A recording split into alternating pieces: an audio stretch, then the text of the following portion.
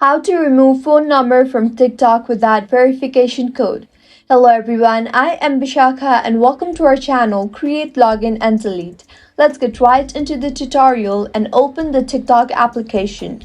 Go to your profile and click on the three lines on the top right of your screen.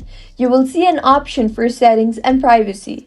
Click on that and then click on account. Now in the interface that appears next, click on user information. You will see the option for a phone number. Tap on that.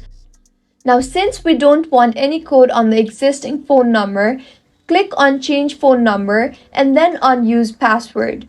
Enter your password and now you will get an option for entering a new phone number. So enter your new number and you will be sent a code to the new number by TikTok and not the number that's already linked in TikTok. And with this, you have successfully added new number to TikTok and removed the old one. If you find this tutorial helpful, do subscribe to our channel.